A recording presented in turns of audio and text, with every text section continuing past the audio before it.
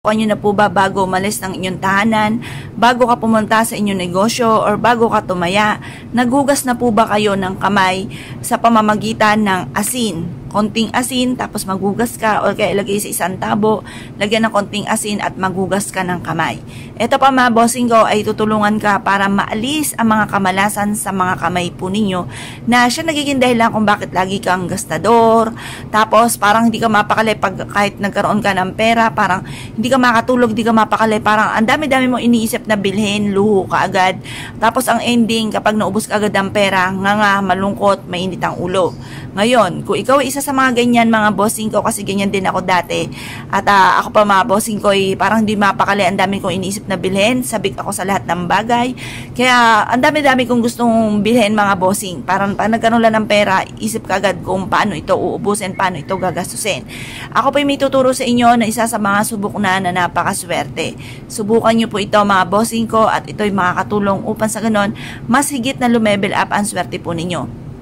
Proven po ito na napakaswerte, basta't may 100% kang paniniwala sa mga gatong mga pamamaraan.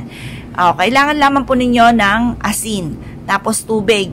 Ngayon, sa umaga nyo po ito gagawin bago pagka nakapaligo ka na at ikaw po ay papaalis na, bago ka umalis ng inyong tahanan, kayo po muna ay maghugas ng asin bago ka umalis. Mag-wish ka, yayaman ako at magiging matagumpay, magkakaroon ako na napakaraming pera.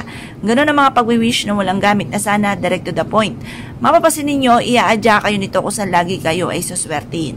Mapapasin ninyo na kung dati-dati lagi kami na malas, eto naman instead na kamalasan ay puro swerte ang darating. Ngayon po, mas mapapasin ninyo na kung dati-dati lagi mainitin ang inyong ulo, kayo po ay mawawala ng unti-unti, kasi hindi naman isang biglaan po yan. Mawawala yung pagiging mainitin ng ulo, at instead na pagiging mainitin ng ulo, pagkawala ng pag-asa sa buhay, mapapasin ninyo na mas magiging masagana ang inyong pong pamumuhay, lagi kayong iadya kung saan lagi kayo suswertihin, maraming pera pa ang darating po sa inyo. Proven po ito mga bossing. Ngayon pa mga bossing, kapag po kayo gumawa ng ganito, i-mindset nyo na nasimula na ito ng tagumpay nyo. Alasin nyo sa isipan nyo na kayo ay malas. Alasin nyo sa isipan nyo na kayo po ay hindi swerte. Kayo ay laging walang pera. Alasin nyo po yun. Laging sasabihin, iisipin, maraming pera ang darating sa akin. At huwag nyo na ipagsasabi sa iba ang mga pangarap po ninyo. Ang madalas na hindi pagpapatupad sa ating mga pangarap, yung ba tipong nauudlot ang swerte dahil nasasabi nyo kaagad sa iba. Kaya minsan mapapaisip ka, parang, bakit ganun? Parang, masipag ka naman tao, lahat na ginawa ninyo, pero lagi ka pa rin minamalas, nauudlot, ayan na yung swerte. Ang swerte ay naging bato pa. Yung mga ganun mga bossing, kaya subukan nyo po itong gawin. Kung kayo ay naniniwala at nais po itong gawin, huwag na kayo magpatumpik-tumpik pa, subukan nyo po ito. Proven po ito, at itahimik ang ating bibig, obserbahan ang mga magaganap, maraming blessing pa ang darating po sa inyo. At good luck po sa inyo po lahat. Eto.